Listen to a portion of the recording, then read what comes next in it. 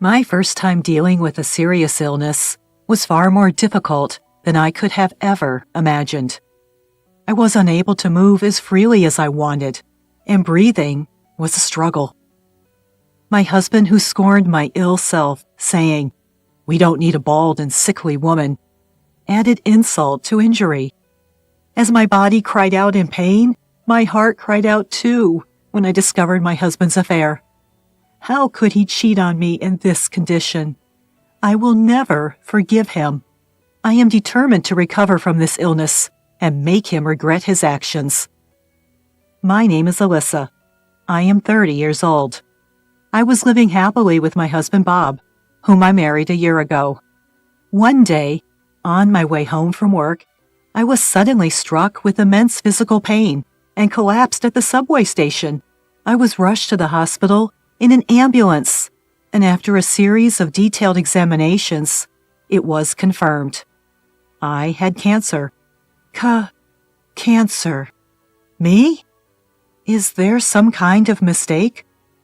I, who had never had any significant illness before and was always in good health, devastated by this cancer diagnosis. It's not too late to treat it, but if you don't start treatment immediately, it could be dangerous. I felt like I had been hit over the head at the doctor's words. But wait a minute. I've never had any issues in my company's health screenings before. The regular health screenings at workplaces often fail to detect diseases. It's not unusual for diseases to be detected only after detailed examinations, like tumor markers and brain scans, like in your case. I can't believe it. Please come back with a family member later. We need to discuss treatment plans. The doctor's words made my vision spin. I couldn't believe this was happening to me. When I left the doctor's office, I found a flurry of missed calls from my husband on my phone. It seemed he had been contacted when I was taken to the hospital by ambulance. He had come rushing to the hospital, but he couldn't find me and had been calling me incessantly. When I told him where I was, he came right away. The moment I saw his face, all the tension I had been holding in snapped, and tears started flowing down my cheeks. "Bob, what do I do? I have cancer." "Cancer? You, Alyssa? You must be joking." "I don't want to believe it either, but if we don't start the treatment soon, it might be too late.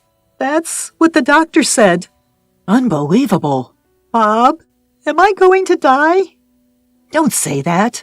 Of course you'll make it. Please, don't talk like that." Surrounded by other patients, I wept uncontrollably in my husband's arms.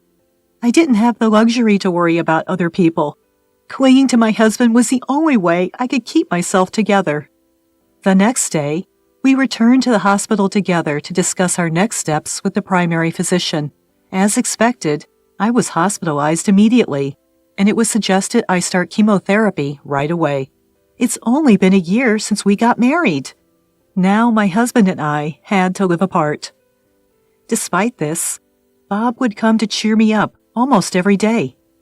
"Alyssa, I'm here. How are you feeling today?" "Bob, isn't your work hectic? You don't have to force yourself to come." "What are you talking about? You're more important than work." "But don't worry about it. Oh, I brought you some apples. You like them, don't you?" "Thanks, but the side effects cause severe nausea." "Oh, right, I'm sorry. I also bought you some drinks and jelly. Eat them when you're feeling good." "All right, I will." "Thanks, Bob." My first experience with being ill was far more difficult than I had imagined, taking a toll on my body. Nausea and fatigue, coupled with the daily sight of massive hair loss. Unable to eat properly, my body quickly thinned down.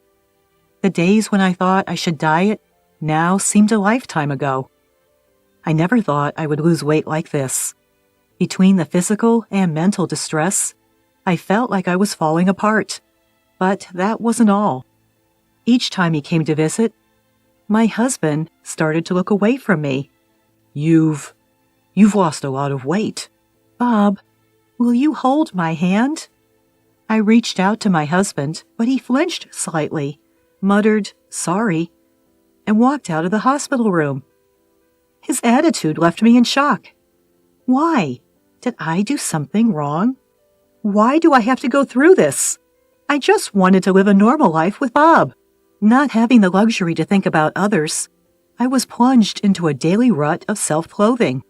Why me? Why is this happening to me? I would think this almost every day. However, I was able to continue my struggle with my illness, thanks to my best friend, Lily. I couldn't tell anyone else that I had cancer, but I confided in her. As soon as I reached out to her, Lily rushed to the hospital. Ever since then, she's been coming to visit me in the ward whenever she can, despite her busy schedule. "Alyssa, I'm here!" "Oh, Lily, you just came last week, too. Thank you. No worries. I've got time, and talking with you is more fun." "Thanks, but I'm just, you know." "What do you mean?" "I mean, I look completely different now, don't I? I've lost all my hair. You must feel uncomfortable around me." Lily sighed heavily and responded in a slightly angry tone. "Hey, how long do you think we've been best friends? It's been 10 years. 10 years! "Yeah, I know, but I wouldn't stop liking you just because your appearance has changed a little. Don't insult my feelings for you, Alyssa." "Lily, so you don't have to worry about it. I just come to see you because I want to, not because I have to." "Okay. Anyway, you need to get better soon. Remember that dessert place we wanted to go to? We still haven't been there yet." "Yeah, that's right. Thank you, Lily." Lily, always holding my hand, kept encouraging me gently. Thanks to her, I could vent my frustrations that I couldn't share with my husband. Time passed, and about 2 months later, I noticed something. My husband, who used to visit me nearly every day since I was hospitalized, hadn't shown up for a while. Even when I sent him a text on WhatsApp, the only response I got was, "I can't. I'm working late." Feeling really lonely, I decided to give him a call. "Hello, Bob?" Maybe it was because I called during his lunch break, but my husband answered the phone immediately. "Ah, Alyssa, what's up? I haven't seen you at all recently, so I thought, I just wanted to hear your voice." "Ah, I see. Sorry, but I'm a bit busy right now." "What? But isn't it your lunch break now?" "I've got some things to do. Sorry. I have to hang up." "What? Wait, Bob." The phone was hung up on me, and even after sending a message on WhatsApp, I received no response. Why? He used to visit me often. Could it be something happened while I was not around? Just when I started to feel uneasy, my best friend Lily came to me with an unusually gloomy expression. She tried to act as usual, but I could tell immediately that something was different. "Hey, Lily, did something happen?" Upon my inquiry, she showed obvious signs of disturbance. Why? Nothing's wrong." "But you seem different. You seem to be forcing yourself to be cheerful." "There's really nothing. Instead, did you see the news online? That comedian you like." "Lily, please, just tell me." When I looked straight into her eyes, Lily awkwardly averted her gaze. After a moment of silence, she finally opened her mouth. "Actually, I saw something yesterday." "You saw? What did you see?" "I saw your husband walking arm in arm with another woman." "Excuse me?" "So sorry for springing this on you. I might have seen it wrong." My mind raced with panic at her words. Bob having an affair with another woman? No, he wouldn't do that. But he hasn't been visiting the hospital lately. Could it be? I decided to confide in Lily. "Lily, I think what you saw was indeed Bob." "Eh? Why would you say?" "Bob hasn't visited the hospital in these past 2 weeks. Plus, he lied to me about working late yesterday." "No way! I can't believe Bob would do such a thing."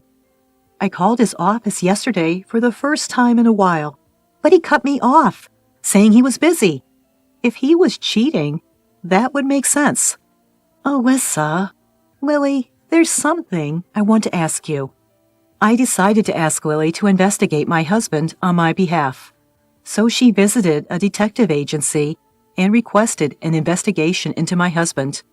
1 week later, seeing Lily's face after a long time, it was evident from her somber expression that the investigation results were not good. Struggling to start the conversation, I thanked her with a forced smile. Lily, you've been investigating, right? Thank you. Can I see it? Alyssa, maybe you're better off not seeing this. That's okay. I'm already expecting the worst. But it's okay. I took the envelope from Lily and checked its contents. There were photos of my husband holding hands with another woman, kissing on the street. I couldn't help but feel a rush of anger, my hand shaking as I held the photos. He's been doing this behind my back while I've been sick.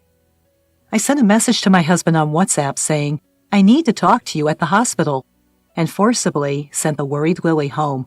That evening, when my husband visited my hospital room, I confronted him directly.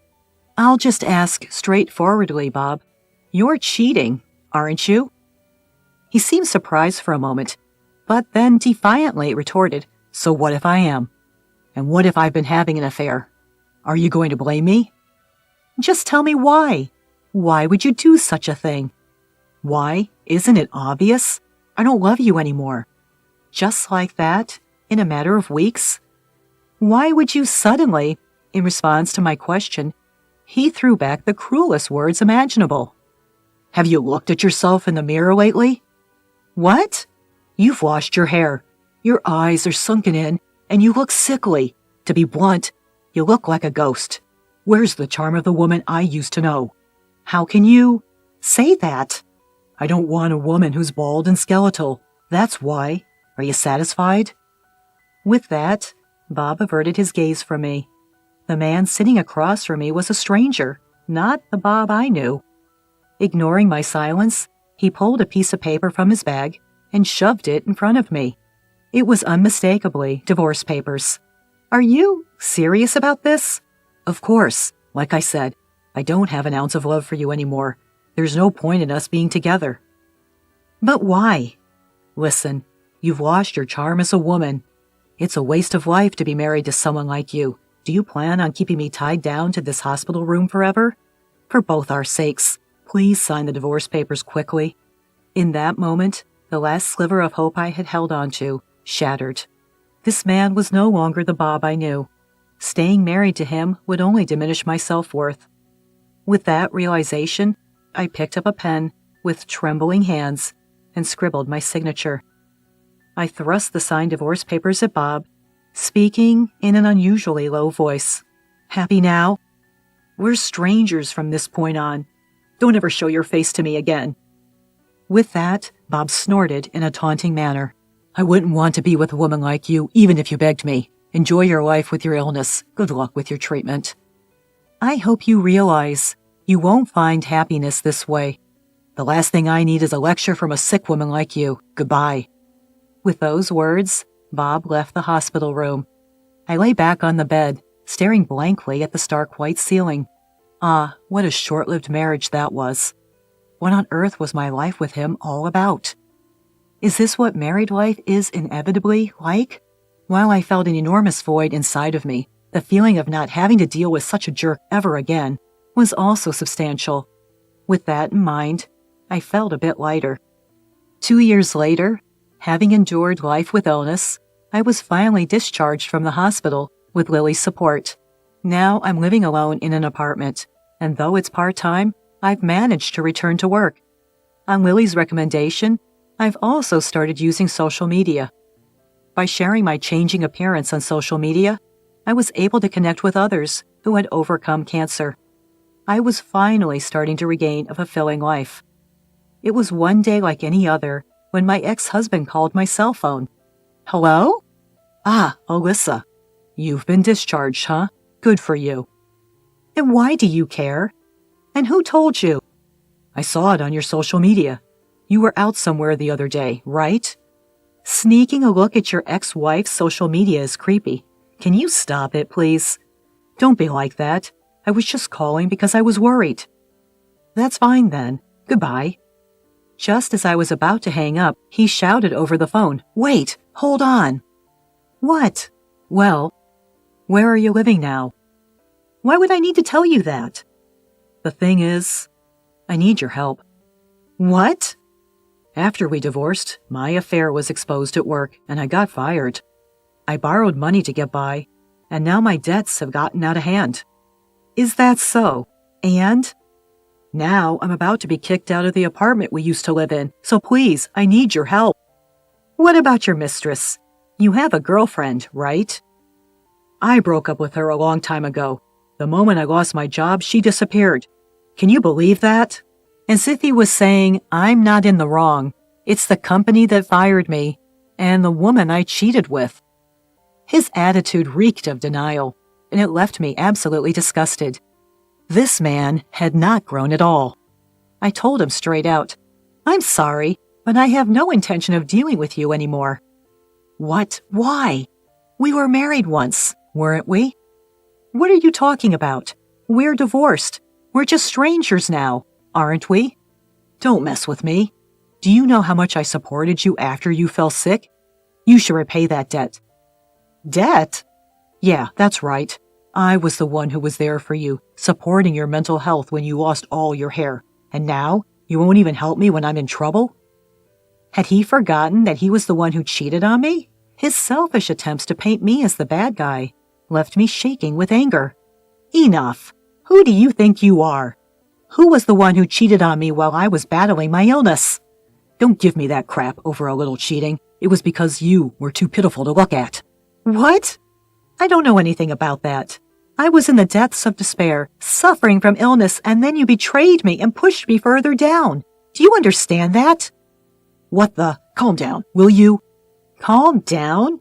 How do you expect me to do that? How many more selfish things do you need to say to feel satisfied? How many more feelings do you need to trample on to feel satisfied? There's no way I'm going to help garbage like you. If anything, you should suffer more." Wait a minute. I was hoping we could get back together." "What? Who said anything about getting back together? I don't want anything to do with someone who can betray people as easily as you do. I've made up my mind. I'm going to sue for emotional distress." Emotional distress? He probably didn't expect to be sued for emotional distress after calling me so casually. My ex-husband began to panic. Wait a minute. Emotional distress? I told you, I don't have any money right now." "I don't care. It's none of my business." "Hey, Alyssa, shut up. Don't you dare call my name so casually. I'll never forget what you did to me, and I'll never forgive you. The scars of your cheating while I was pregnant and fighting disease will never fade. I'll squeeze every penny out of you for emotional distress and make you suffer even more." Wait. Help me." I ignored his pleas and hung up the phone. I blocked his number so I wouldn't have to hear his voice again, and headed straight to the lawyer's office. The evidence of his affair that Lily had found that day was, of course, still valid. Thanks to that, I was able to demand a significant amount of damages from my ex-husband and his mistress. As a result, they found themselves deep in debt, sinking as far as they could possibly go. My ex, who had been fired from his previous job, seemed to have a hard time finding steady employment and apparently had to work multiple part-time jobs. Rumor has it that he's been living on the run, trying to avoid debt collectors. On the other hand, I'm living a peaceful life by myself. Recently, I've been able to work more hours and have started to spend money on my hobbies. My current excitement is a trip to Hawaii with Lily next month. I've caused her quite a bit of trouble, so I'm covering all the travel expenses. But to be honest, I'm planning to use the damages from his infidelity for the trip. LOL. Being married isn't the only path to happiness. What really matters is having friends who genuinely care about you. I intend to cherish the best friend who helped me during that time for the rest of my life.